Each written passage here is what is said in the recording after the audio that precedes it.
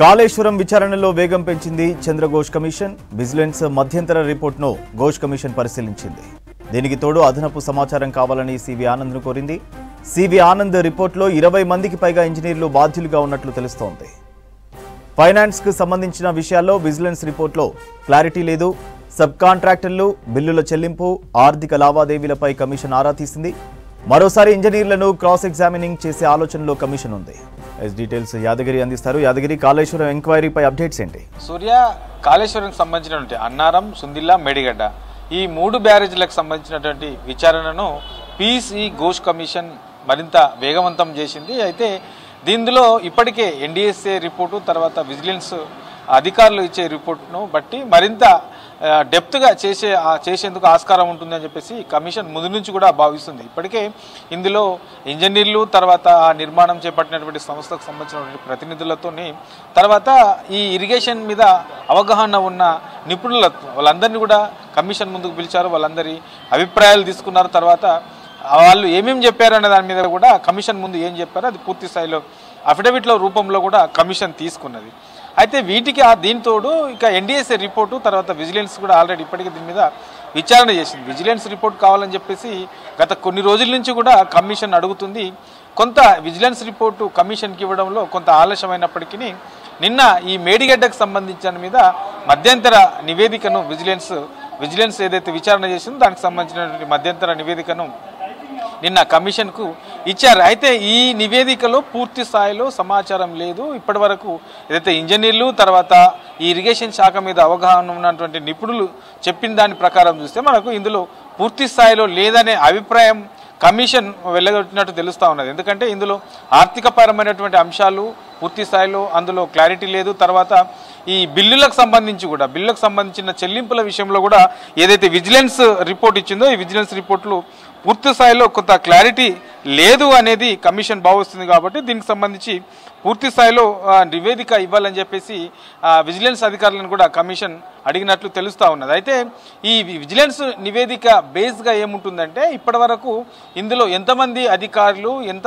కీలకంగా ఉన్నారు, సో ఈ బిల్లుల విషయంలో ఎట్లా వ్యవహరించారు, తర్వాత ఆర్థికపరమైనటువంటి అంశాలకు సంబంధించి ఎట్లా లెక్కల్లో చూపించింది ఎంత, గ్రౌండ్ లెవెల్లో అయింది ఎంత, అసలు వాస్తవానికి ఇందులో నిబంధనలు పాటించారా లేదా, ఇక సబ్ కాంట్రాక్టులకు సంబంధించి కూడా ముందు నుంచి కూడా కొన్ని ఆరోపణలు ఉన్నాయి. కాబట్టి ఈ సబ్ కాంట్రాక్టుల విషయంలో ఎట్లా వ్యవహరించాలి, వాళ్ళకి ఇవ్వాల్సినటువంటి బిల్లులు ఎట్లా ఇచ్చారు, లెక్కల్లో చూపించింది ఎట్లా, బయట జరిగింది ఎట్లా, వాస్తవానికి ఉన్నటువంటి గ్రౌండ్ లెవెల్లో ఉన్నటువంటి అంశాలు ఏంటి, ఇట్లా పూర్తి స్థాయిలో దీని మీద ఒక స్పష్టత తెచ్చే అవకాశం ఉంటుంది. కానీ ఈ మధ్యంతర నివేదిక వల్ల ఇంకా పూర్తి స్థాయిలో స్పష్టత రాలేదు. అయితే దీనికి సంబంధించి పూర్తి స్థాయిలో నివేదిక ఇవ్వాలని చెప్పేసి విజిలెన్స్ అధికారులకు కమిషన్ సూచించింది. అయితే ఇప్పటికీ ఈ మేడిగడ్డకు సంబంధించిన దాంట్లోనే ఈ మధ్యంతర నివేదిక ఆధారంగా చూస్తే ఇందులో ఇప్పటి వరకు 20కి పైగా ఇంజనీర్లు ఇందులో బాధ్యులుగా కీలకంగా వ్యవహరించినట్లు తెలుస్తూ ఉన్నది. అయితే దీని మీద ఎట్లా ముందుకెళ్తుంది, ఏం చేయాలి అనే దాని మీద కమిషన్ అధ్యయనం చేస్తుంది. అవసరమైతే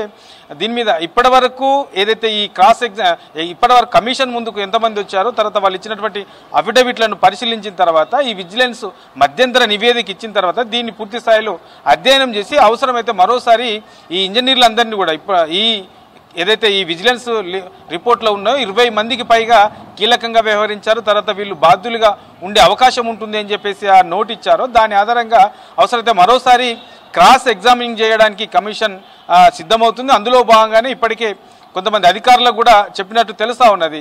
ఎవరెవరైతే ఏ అధికారి పేరు ఇందులో ఉన్నదో విజిలెన్స్ రిపోర్ట్లో ఎవరెవరు పేర్లు నమోదు చేశారో వాళ్ళందరినీ కూడా మరోసారి పిలిచి గతంలో చెప్పింది ఏంటి, మరి విజిలెన్స్ రిపోర్ట్లో ఉన్నదేంటి, వీళ్ళు రాసింది ఏంటి, మరి ఎందుకు ఒకవేళ తప్పులు కనుక చెప్తే ఎందుకు తప్పులు చెప్పాల్సిన అవసరం వచ్చింది, ఇచ్చినటువంటి అఫిడవిట్ ఎట్లా ఉన్నది, ఇట్లా వీటిని పూర్తి స్థాయిలో అధ్యయనం చేసిన తర్వాత దాని మీద మళ్ళోసారి క్రాస్ ఎగ్జామినింగ్ చేసి ఇప్పటి వరకు కమిషన్ ముందుకు ఈ కాళేశ్వరం సంబంధించి అన్నారం, సుందిల్లా, మేడిగడ్డ ఈ 3ంటికి సంబంధించి ఎంతమంది ఈ కమిషన్ ముందు హాజరయ్యారు, ఎంతమంది విచారణకు హాజరయ్యారు, తర్వాత ఈ అఫిడవిట్లు ఇచ్చింది ఎంతమంది, వీళ్ళందరినీ కూడా మరోసారి ఓపెన్ హౌస్గా చర్చించి వాళ్ళ నుంచి వాళ్ళు ఇచ్చినటువంటి సమాచారం నిజమైందా కాదా, వాళ్ళు ఏదైతే అఫిడవిట్లు నమోదు చేశారో ఈ అఫిడవిట్లకు సంబంధించి ఎంతవరకు నిజాలు ఉన్నాయి అన్నది అక్కడే ఓపెన్ హౌస్ పెట్టి అక్కడే చర్చించి దాని మీద ఒక నిర్ణయం తీసుకునే అవకాశం ఉంటుంది. ఇక గత కొన్ని రోజుల నుంచి కూడా దీని మీద పూర్తి స్థాయిలో విచారణ కొనసాగుతుంది. మరికొన్ని రోజుల్లో